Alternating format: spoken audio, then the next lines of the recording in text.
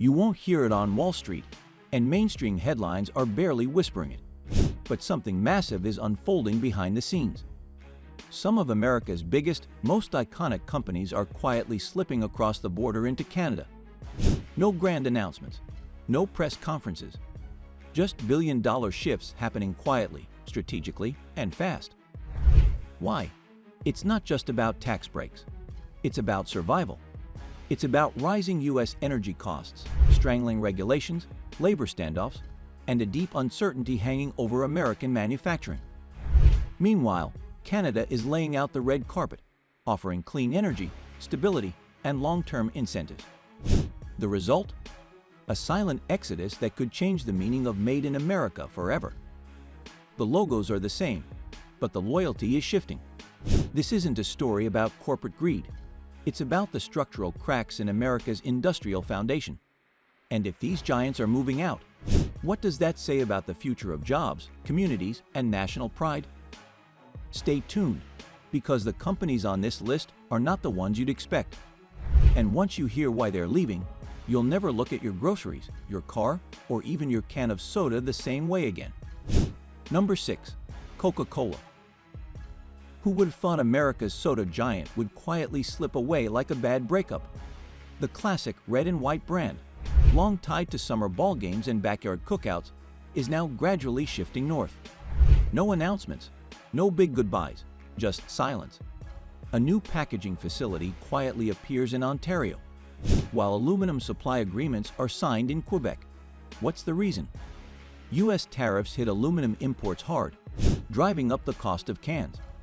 Faced with massive financial losses, Coca-Cola took the backdoor option: relocate operations to Canada and keep it under wraps. But this isn't just about packaging.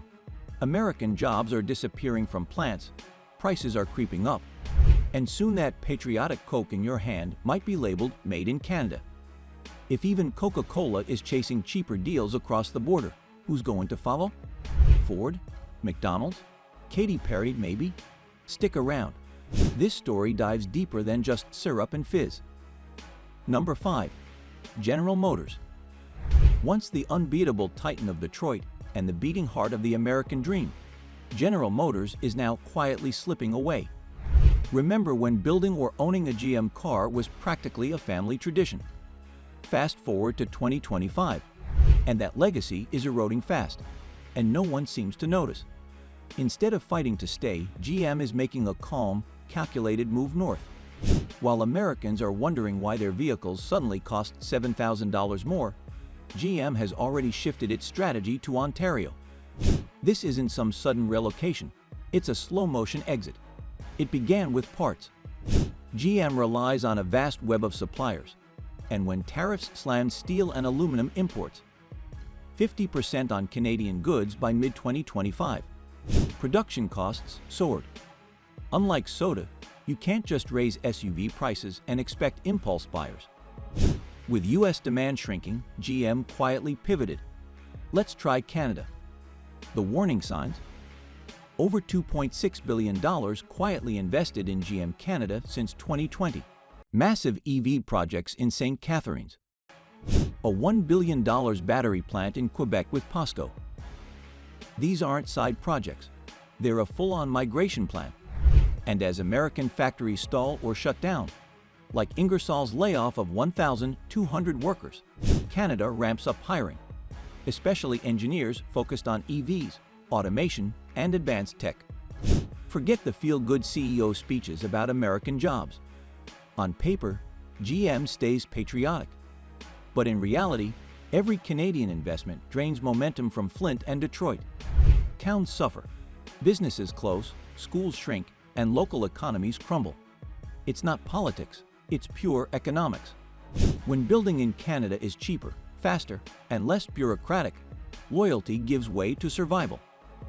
The badge might still say GM in Ohio, but the brains, batteries, and breakthroughs are increasingly coming from north of the border. It's not betrayal, it's business. But if GM, the cornerstone of American automotive pride, is quietly packing up, what's to stop smaller companies from bolting next? Your next American-made car might just be born in Ontario. Surprise? You shouldn't be. Number 4. Alcoa Corporation. You won't see headlines or hear breaking news, but make no mistake, it's happening ton by ton. The aluminum in your soda can, car, fridge, airplane, and office tower, more and more, it's being stamped made in Canada. Alcoa, the historic backbone of American heavy industry for over 100 years, is quietly slipping away, and barely anyone is paying attention. This isn't just a cost-cutting move or a factory shift. It's a deliberate and methodical pullback. In 2025, Alcoa found itself hammered by a perfect storm. Surging energy costs, aging U.S. smelters, and a painful 25% tariff on aluminum, ironically imposed by the U.S. government. It may sound backwards, but it's the new industrial reality. So what did Alcoa do? It didn't protest, it pivoted. Slowly and silently, operations began shifting north. Fewer shifts in Houston, more action in Montreal. Truck routes changed. A $1 billion smelter upgrade in Quebec was quietly delayed, but long-term hydroelectric contracts were extended until 2040. That says everything. Aluminum might not be glamorous, but it powers everything. And when Alcoa shifts production to Canada, it creates shockwaves. Automakers, tech companies, beverage giants all feel it. Smelter towns in the U.S. are seeing layoffs. Miners are waiting for orders that never arrive. Truckers are left without routes, not due to a lack of demand, but because the supply is now rolling out of Quebec. Alcoa hasn't hidden the facts. It's just that no one's reading the fine print. In Q1 of 2025, the company reported a $20 million hit from tariffs, with a projected $90 million hit in Q2. That's not pocket change. That's a business-altering blow. They've already stated they're not restarting U.S. smelters anytime soon. Why would they, when Quebec offers 2,100 megawatts of locked-in hydropower through 2040? That's enough to power a small nation, now devoted to melting aluminum for Alcoa. The consequences are real. Fewer jobs in Kentucky and Texas, fewer paychecks, and fewer late-night diners staying open. It's a quiet shift that empties communities before anyone realizes it. And no, this isn't just a temporary response. You don't commit billions and secure energy deals for 15 years if you're just testing the waters. Alcoa's future is being forged in Canada.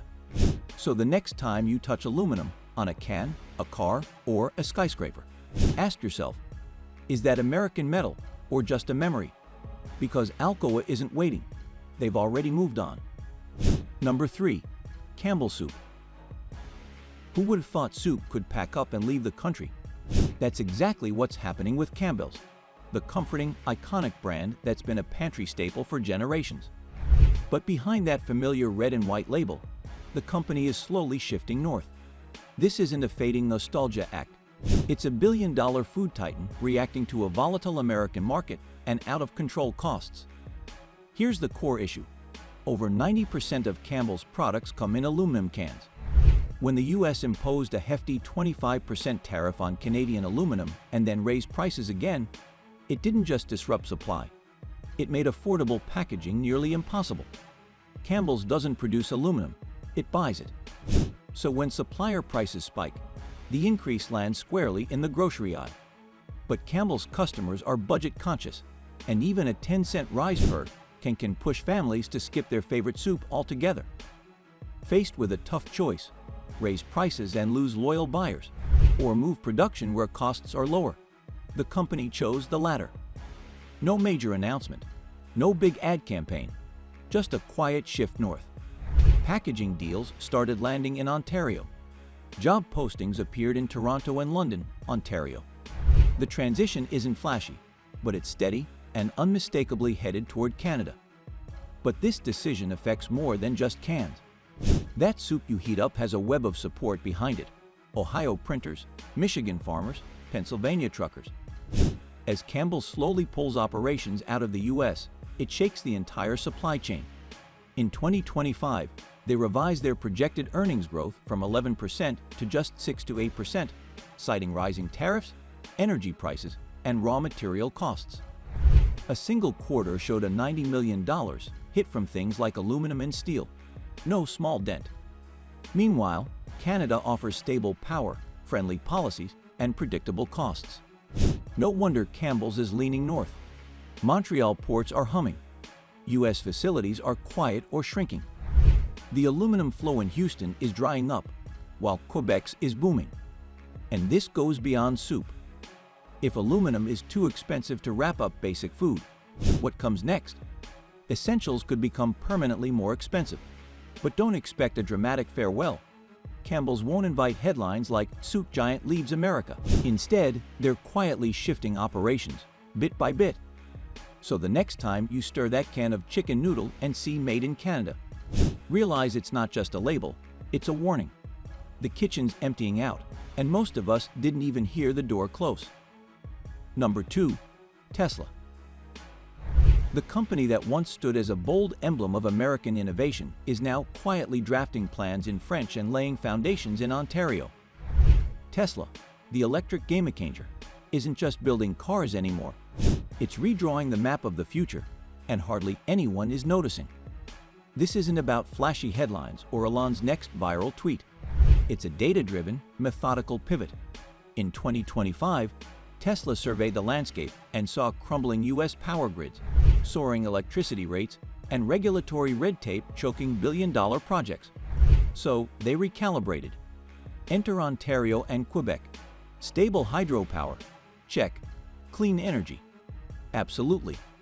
Faster project approvals and easy access to essential battery minerals like lithium and graphite? That's the jackpot.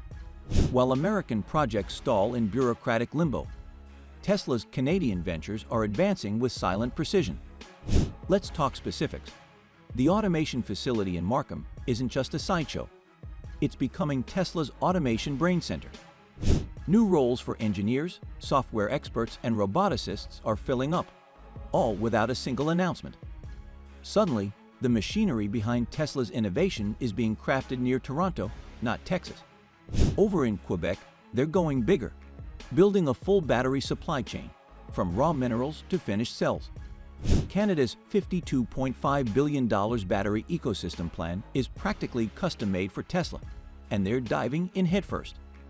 Meanwhile, in the U.S., projects face blackout risks, spiking energy bills, and permitting nightmares. Tesla's gigafactories.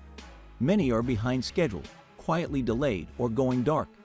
But the company's not making a big deal of it. They're simply shifting gears. Some might say this is just expansion. But here's the catch.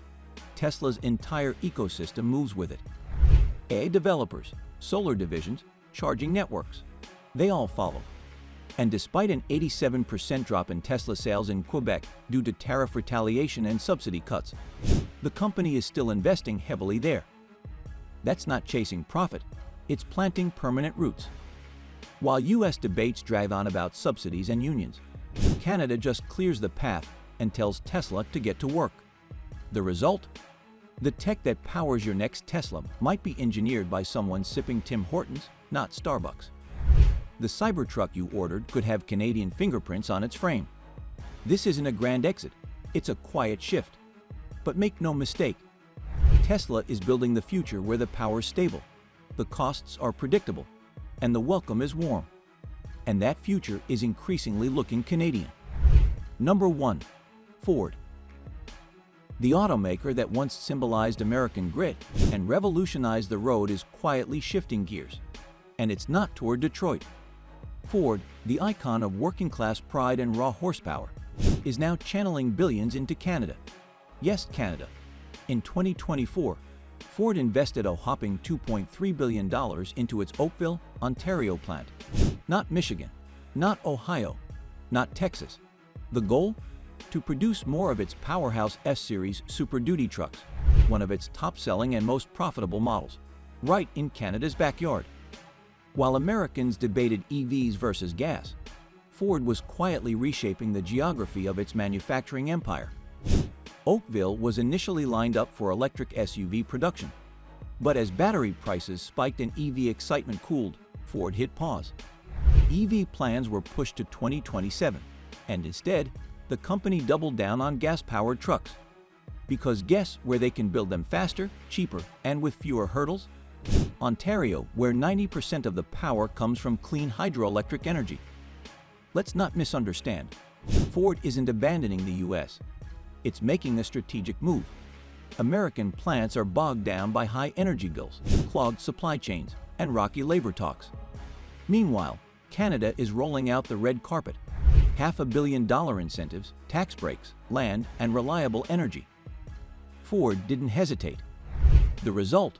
1,800 new Canadian jobs, supplier contracts shifting north, and small U.S. towns quietly losing their industrial backbone. It's not a dramatic factory shutdown. It's the quieter, more gradual migration of manufacturing. But the impact is just as real. So the next time you see an F-150 tearing down the road, look a little closer. That symbol of American strength might just be running on Canadian-built power. So now you've seen it. 6 American industrial giants, once the bedrock of U.S. manufacturing, now quietly rerouting their futures across the northern border. This isn't just about factories moving. It's about an entire economic shift happening in real time, right under our noses. The brands still wear the red, white, and blue, but the machines, the power, the jobs, they're now running on Canadian soil, fueled by hydroelectric grids and friendlier policies. This isn't fear-mongering, it's a siren, a signal that the very concept of made in the USA is being hollowed out, piece by piece, plant by plant. If iconic names like Ford, Tesla, and Coca-Cola are no longer betting on American infrastructure, labor, or policy, then what does that say about the road ahead? What towns will be next to dim their lights? What families will be left behind? The quiet migration is already reshaping economies, careers, and communities. And if we don't pay attention, by the time we notice what's missing, it'll be too late. We're just scratching the surface here. If this hit you the way it hit us, don't scroll away. Hit that subscribe button right now so you don't miss what's coming next. Like this video, share it with someone who still believes in the promise of American industry, and drop your thoughts in the comments. Because your voice still matters, even if the factories are falling silent.